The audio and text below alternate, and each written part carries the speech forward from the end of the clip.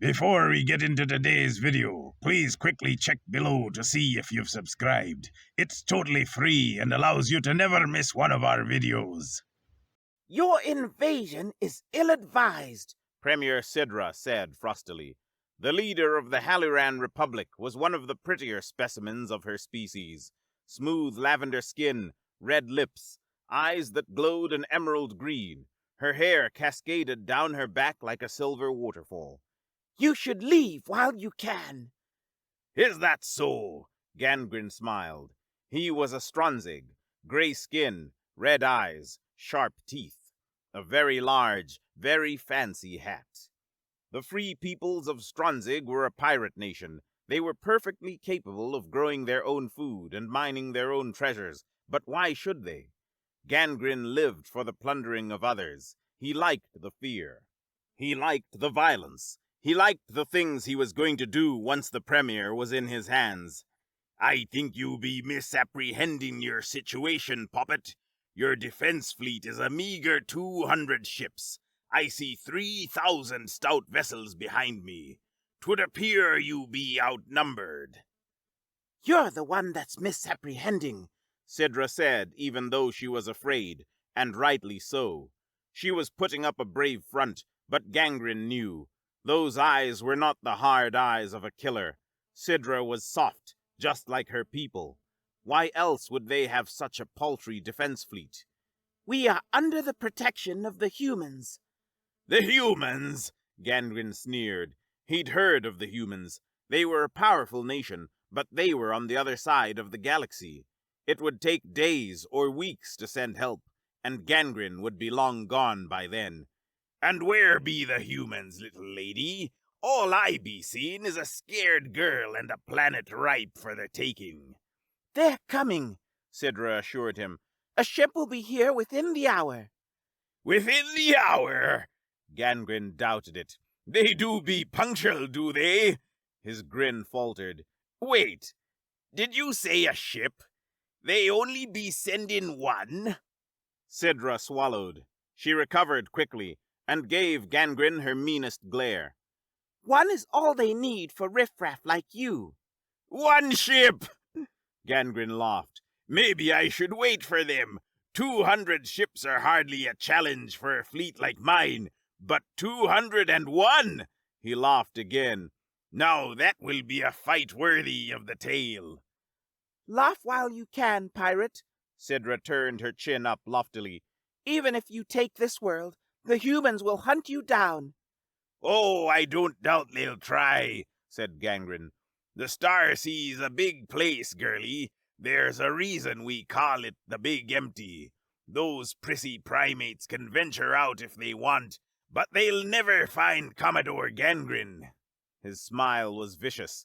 Not unless I want them to. Sidra huffed prettily. Gangren continued. There's still a chance to be smart, Puppet. Surrender now, and we'll only take half. Half of what? The Premier demanded. Half of everything. Gangren was happy to elaborate. Half your ships, half your treasures, half your people. Half of everything that was yours do be mine. There were a lot of things Gangren loved about the pirate life. Few were as funny to him as negotiating a surrender. No one who knew anything about Stronvig pirates would be foolish enough to offer one. Fighting to the last man would bring the same result, with a lot less suffering. Not that Gangren wouldn't keep his word. His fleet didn't have room for more than half of everything. The rest would be ground to a fine paste, then set on fire. I have a counter-proposal, Sidra offered. What followed was a string of profanity so foul, so anatomically improbable, and so creative that Gangren couldn't help but be impressed. By the Starsea, what a woman! Language, little lady, the pirate chided. We do be leaders of our nations. What would your people say if they heard such an unseemly loss of decorum? The Premier swore at him some more. Gangren laughed. I take it that's no on the surrender. The Premier told him where he could put his surrender. Gangren was starting to like this one. So be it, the Commodore declared. I see no reason to continue this parley. When next we meet, it will be at the point of my cannon. Gangren grinned. He cut off the transmission and turned to his second in command. Mr. Jibbs, how be the crews? They're excited, Commodore, Mr. Jibbs reported. He also wore a fancy hat, but his was smaller and less fancy than the Commodore's. We be running low on slaves, and Halira looks to be a fine prize. That it does, Mr. Jibbs, Gangren agreed. How far are we from their defense fleet? We'll be in weapon range in 23 hours, Commodore. Mr. Jibbs eyed the sensor screen critically. I not be sure we can call that ragtag flotilla a defense fleet, though. Aye, said the Commodore. The Halorine fleet wasn't just low in numbers. Their ships were small. The largest was barely a kilometer in length. The Halorines had only achieved FTL, and their warships reflected their lack of technology. No shields, little armor to speak of, and their weaponry consisted of low-grade kinetics. Gangren doubted their weak railguns could even damage one of his ships, and the nuclear torpedoes would be trivial to blast out of the sky. Their defense do be paltry. More's the better for us, I say, Mr. Jibbs remarked. Glory's all well and good, but there are few things finer than an easy prize. He lifted his fine hat and scratched the back of his head. The only worry is the humans. Bah! Gangren waved away his concern. The humans only sent one ship. They be too far away to send more. They're a dangerous nation, Commodore, Jibbs advised. Commodore Grinville tangled with them last year, and they crushed his entire armada. Grinville was a fool, the Commodore countered. He forgot the fourth rule of piracy. The scalawag never could twig when it was time to run. That as may be, sir. Jibbs scratched at his beard. I still think we should keep a weather eye out. Hallorie will be a fine prize, but only if we live to take her. Gangren grunted. Mr. Jibbs was a worrywart, but his advice was sound. Gangren opened a comm channel to all his ships. Attention all hands! This is Commodore Gangren. I want system checks on all functions. Make ready for battle. I want shields raised and extra lookouts on all the sensors. Our prize has called for protection, and the humans are sending a ship. Ha! He chuckled.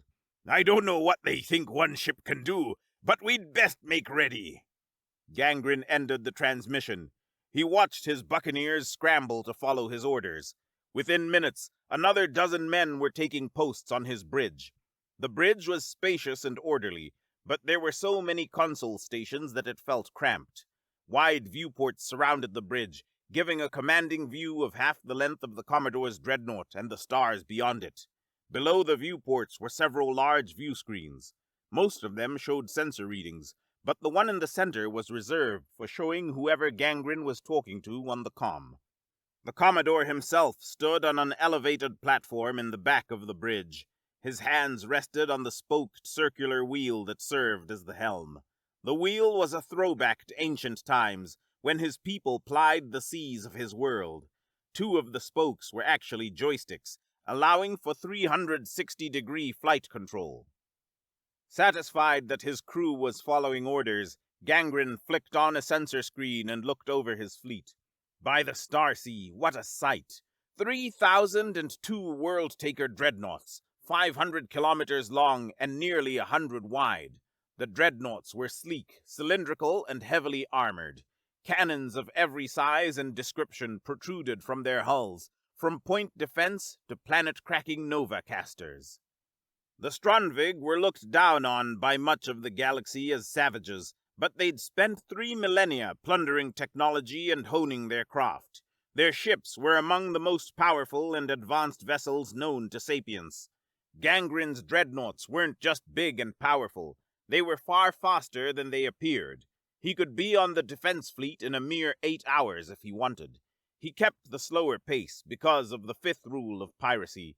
He didn't want anyone to know just what he could do. His musings were interrupted by one of the sensor techs. Sirs, the man reported, a vessel just exited hyperspace. It's flying human colors. How close do it be? the Commodore asked. He could just look for himself, but making the man say it out loud ensured the rest of the bridge would hear. It came out in the asteroid belt between us and Helira, about 40 million kilometers. The asteroid belt? Gangren checked the sensors himself. Coming out of hyperspace inside a solar system was already dangerous. Gravity distorted hyperspace fields. It could, and usually did, cause ships to come out of hyperspace in chunks. An asteroid field would be worse, with all the rocks throwing their own gravity into the mix, not to mention the risk of collision. The picaroons are either desperate or they're even stupider than they look. The human ship just changed course, sir, the sensor tech announced. They're coming right for us. Stupid it is, then, Commodore Gangren grimaced. Humans were supposed to be tough. That implied a certain amount of bravery. This was more than that. The human ship was tiny, barely 80 meters long. Sensors were picking up an impressive array of weapons for a ship of its size, but nothing capable of putting a dent in a dreadnought. Charging Gangren's fleet was suicide. Another crewman spoke up. The humans are hailing us, sir. This should be good. Gangren adjusted his fancy hat. On screen. The human was dark skin, dark hair, a black uniform with a silver emblem over his heart. He was a fit specimen, with a square jaw and the upright posture of a career military man.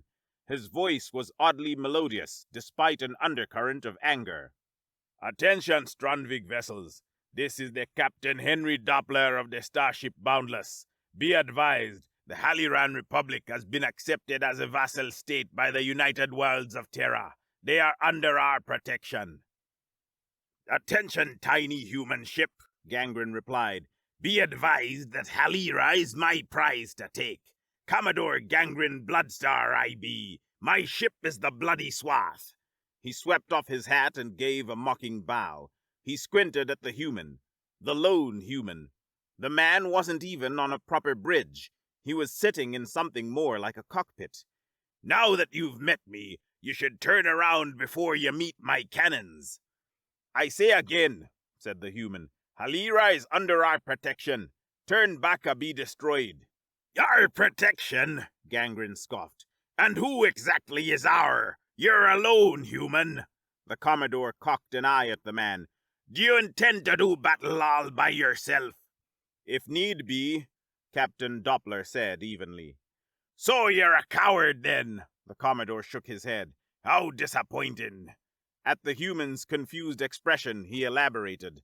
Suicide! It's the coward's way out. That doesn't seem to be stopping you, the human pointed out. I'm reading over 3 million life signs on those ships. Are you sure you want to throw that many lives away? You'll not dissuade me from my course, human. Commodore Gangren scowled at the man. You can turn from yours, or you can drift through Starsea as a cloud of ash. Something cracked in the human's expression. Please, Commodore, Henry Doppler pleaded. Turn back.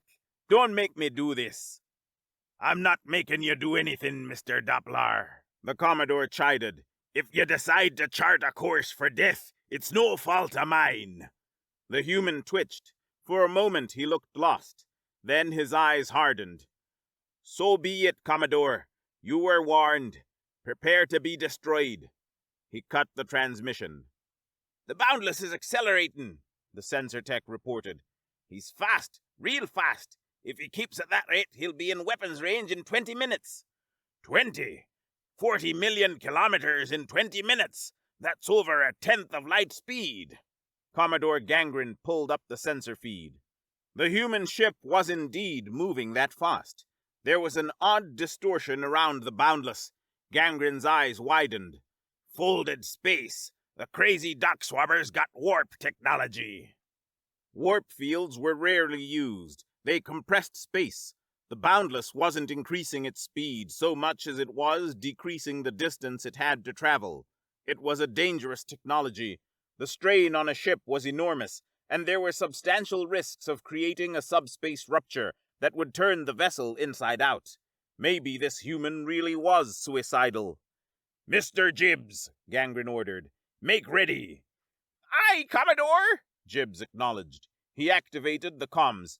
All hands battle stations! It's time to dance, me hearties! Fire up the cannons and let's feed this human to the big empty!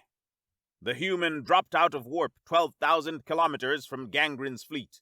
A large cannon extended from the bottom of the Boundless. It was nearly as long as the ship itself. The cannon fired a beam of green light 3 kilometers long and 2 kilometers thick. It struck the bloody swath.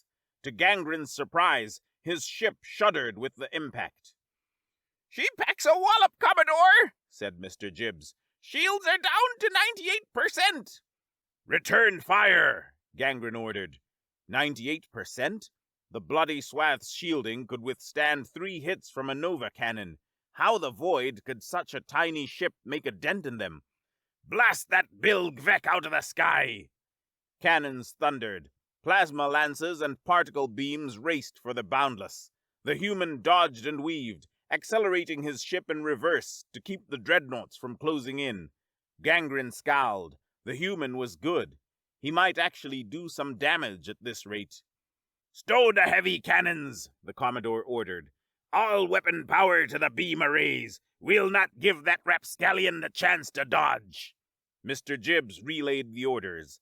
10 seconds later, 3,002 dreadnoughts fired 3 beams each.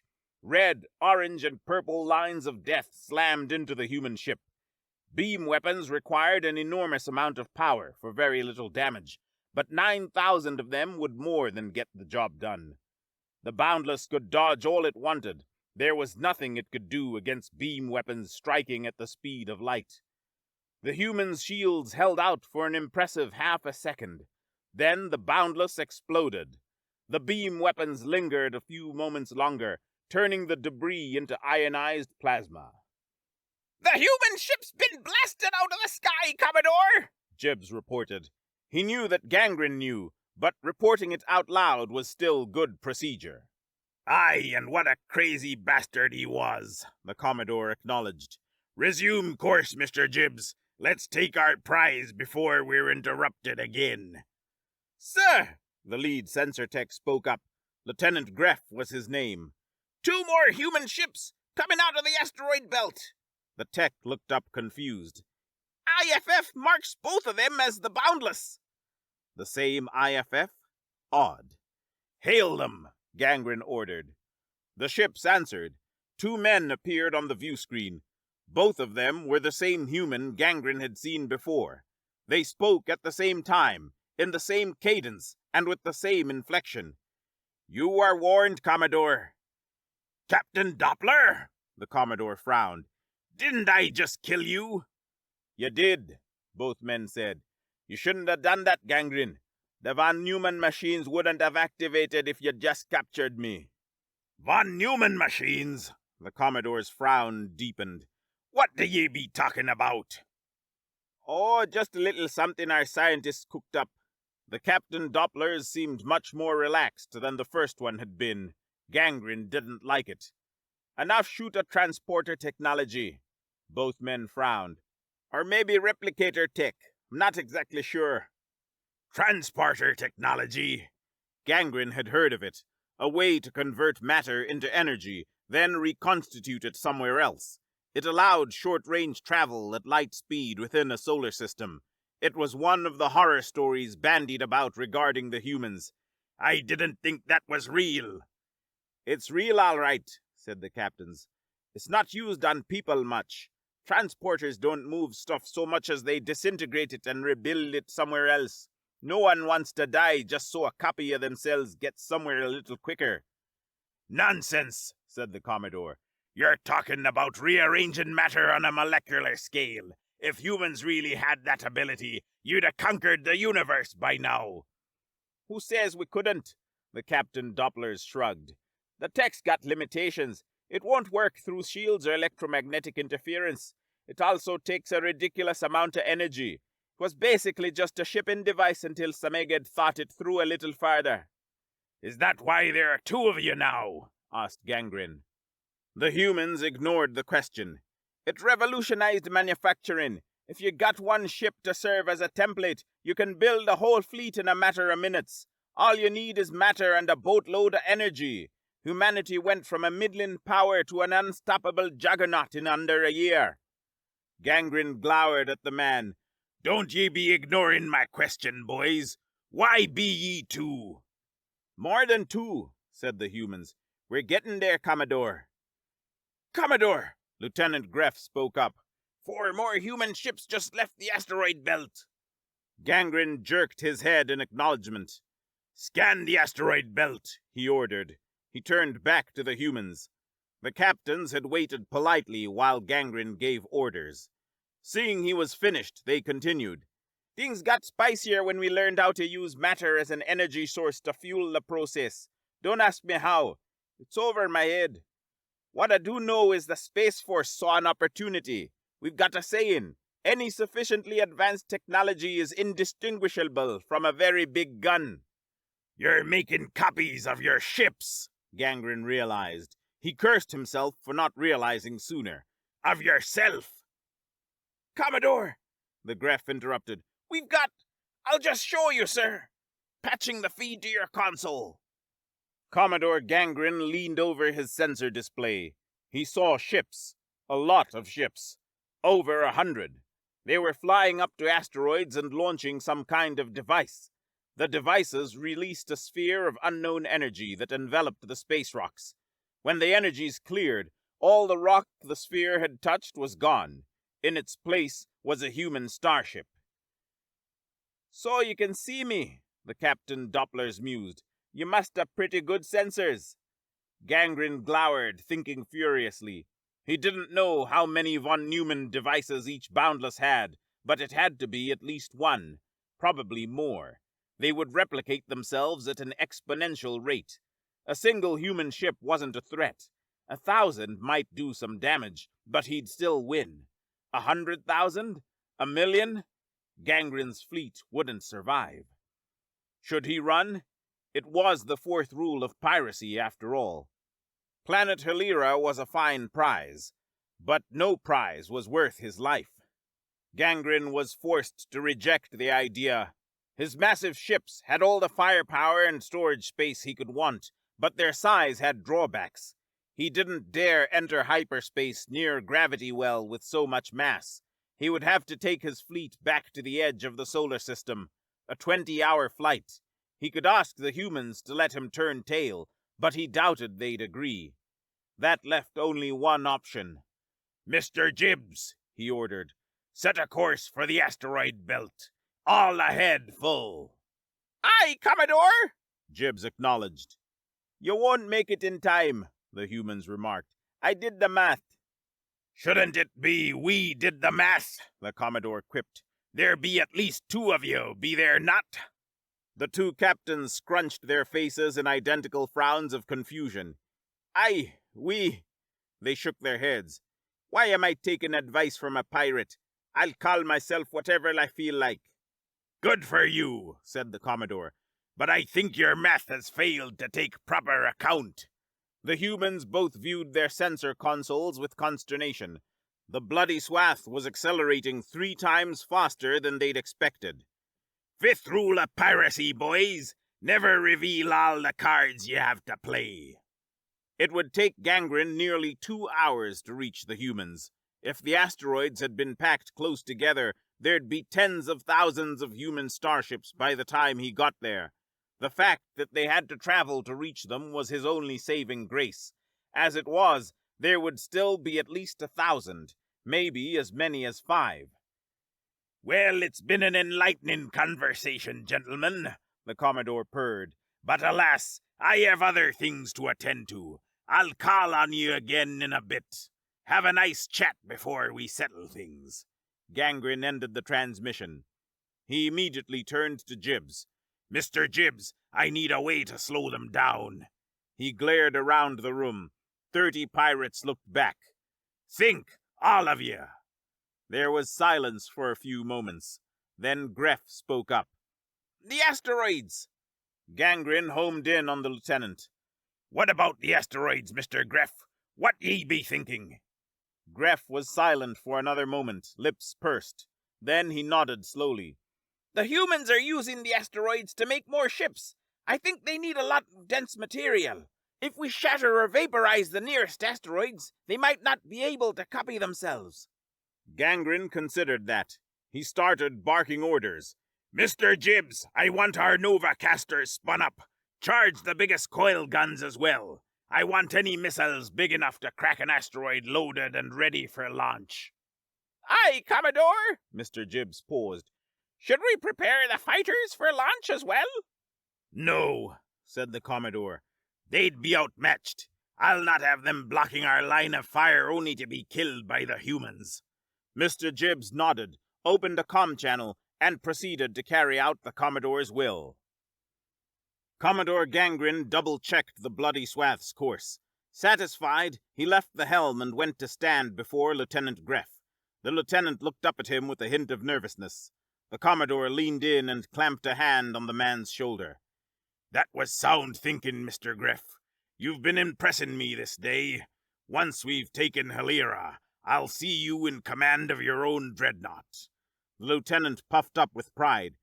Aye, sir. Thank you, sir. Gangren gave him a smile. Keep up the good work, me boy. He clapped Graff's shoulder affectionately and went back to his post. 40 minutes later, the Novacasters were charged. Each dreadnought carried one of the dreaded cannons. They were designed to launch a mass of ionized tungsten plasma at 100th of the speed of light. Charging and firing took the entirety of a dreadnought's weapon power, but the result was spectacular. A Novacaster could shatter a world. There were now over 300 ships waiting outside the asteroid field. Gangren guessed they were convening there once they ran out of von Neumann devices. Targets had been selected, the largest asteroids the humans could reach in the time they had. Coil guns had already been firing 2-ton slugs at the smaller rocks, and the fleet's most powerful missiles had been launched at the medium ones. Novacasters ready, Commodore, Mr. Jibbs reported. Firing solutions have been calculated. We can fire on your command. Fire! Gangren ordered. The Bloody Swath lurched. Its Novacaster fired with so much force that some of it leaked through the inertial dampeners. Normally, Gangren took great satisfaction in firing his biggest gun. Now he was too busy being worried. The humans were already at 1,000 ships. Taking their rocks away would help, but it wouldn't stop them. He needed to whittle those numbers down. All ships, reroute power to beams, the Commodore ordered. Don't waste your shots on the ones just floating. Target the bastards that are making more of themselves and fire at will. 3,002 World-Taker dreadnoughts unleashed their beam weapons. The humans reacted swiftly, moving to put asteroids and chunks of debris between themselves and Gangren's fleet. In open space, the humans might have been destroyed in short order, but the lasers needed several seconds of continuous contact to pierce the shields of the tough little ships, and the copies were quick to find cover. Gangren watched for several minutes. His fleet was destroying a reasonable number of vessels, and his other weapons would be taking away the biggest rocks soon. It would be close, but Gangren thought he could keep the humans' numbers down enough to secure a victory. Satisfied, Commodore Gangren asked Mr. Jibbs to open a channel to the humans. Just one ship, mind. Commodore, sir, Mr. Jibbs grimaced. All the human ships are using the same frequencies. I don't have a way to single them out. I see. The Commodore thought a moment. Hail them all, Mr. Jibbs. Audio only. Aye, Commodore. Mr. Jibbs typed into his console. Channel open. Attention, human vessels, said the Commodore. Could one of the two I spoke before hail the Bloody Swath? I wish to converse before the battle begins in earnest, but I find speaking to multiples of the same personage disconcerting. The one that was on the left side of my screen will do. He nodded at Jibbs. Jibbs cut off the transmission. A moment later, Captain Henry Doppler appeared on the screen. He looked angry. It's too late to negotiate a surrender, Commodore. You've already killed a lot of me. I've no intention of surrendering, matey, the Commodore informed him. I've just got a yearn for conversation before the real battle starts. I got nothing to say to you, the captain glowered. Come now, Captain, the Commodore chided. Though we do be destined to kill each other, that does not mean we can't speak as civilized men. We are both sailors of the Star Sea, are we not? Warriors of the Big Empty? I'm going to kill you, said the human. Perhaps, Gangren allowed. But would it not be seemly to satisfy my curiosity first? You could consider it the last request of a doomed man. You're a pirate and a slaver, Doppler reminded him. That I am, Gangren agreed. We're mortal foes, Captain Doppler. That doesn't mean we can't converse.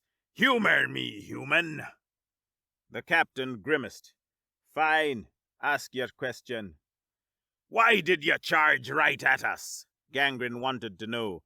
The first you, I mean. Why did you say the von Neumann device wouldn't work while you were alive? It's a fail-safe. Captain Doppler crossed his arms.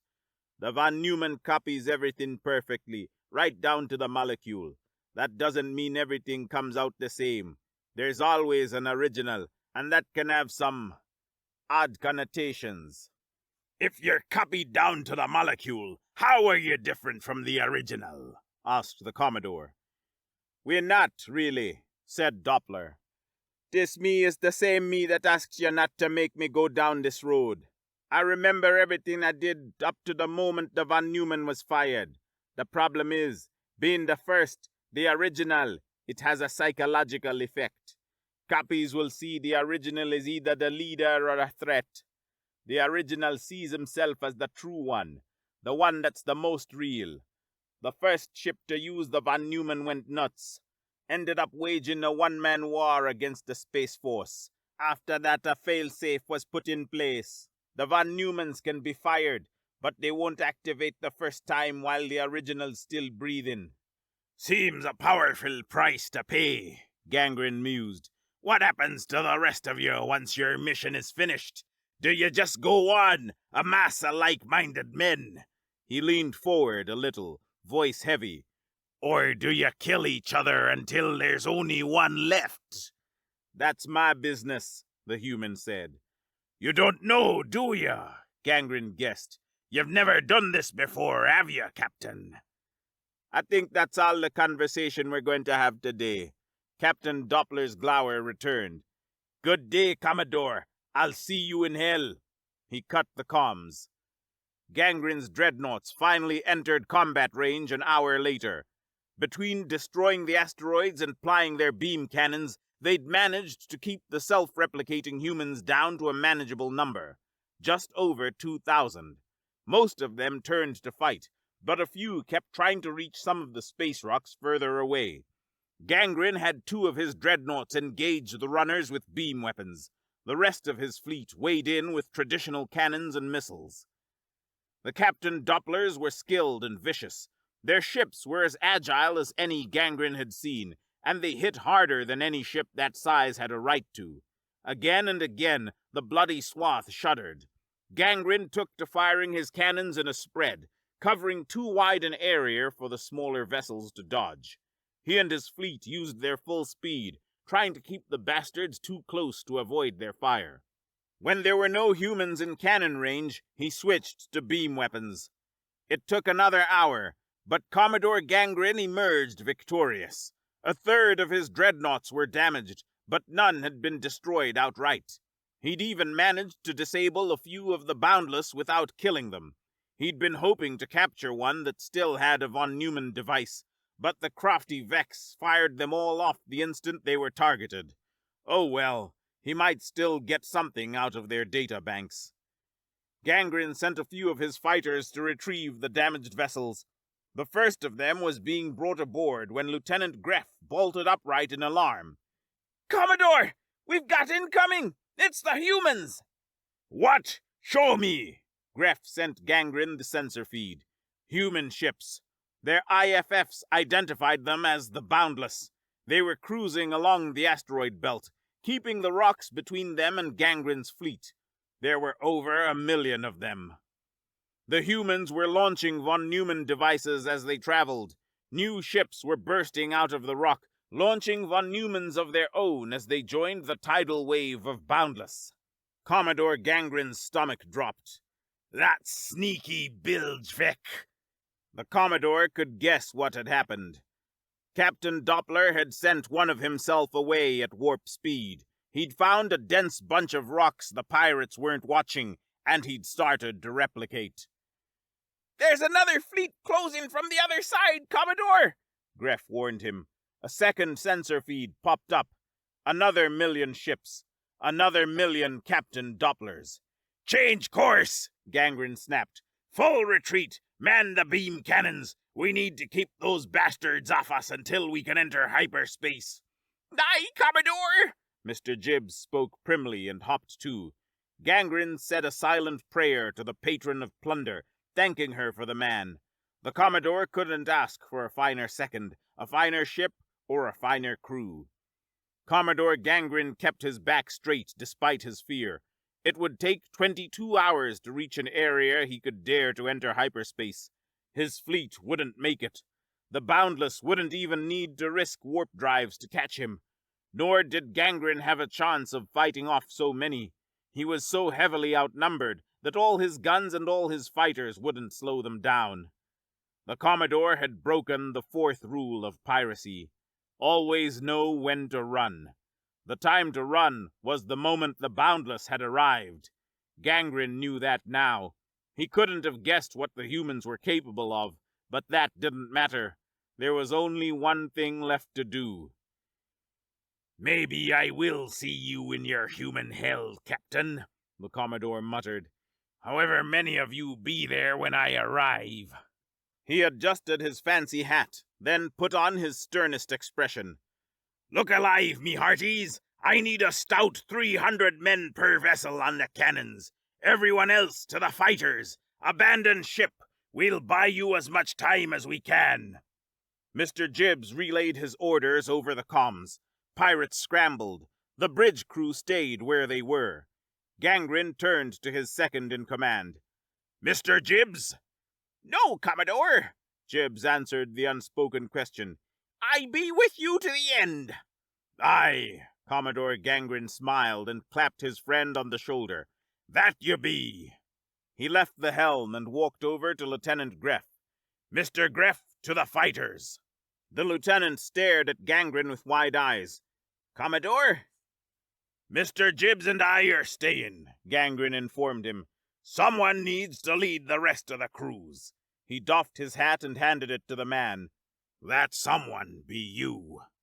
"Sir," Greff started. There's no time to argue, Mr. Greff, Gangren insisted. That's an order. Get ye gone. Greff swallowed and nodded. "Aye, sir." He stood but hesitated. "It's been an honor, Commodore." Of course it was, the Commodore agreed. I'm Commodore Gangren Bloodstar, the finest pirate to ever sail the Star Sea. He gave the lieutenant a stern look. Don't forget to mention that part when you tell them the tale. "I won't, sir." The lieutenant gave him a sharp nod and walked off the bridge. The fighters were filled and launched. Just under 3,000,000 pirates, following the fourth rule. Gangren didn't know how many would make it. He wouldn't live to find out. The Commodore would just have to do his best and hope it was enough. He would die as he lived, a pirate. He would follow the rules until his black heart beat its last. The 10th rule of piracy. The captain, or Commodore, must always go down with the ship.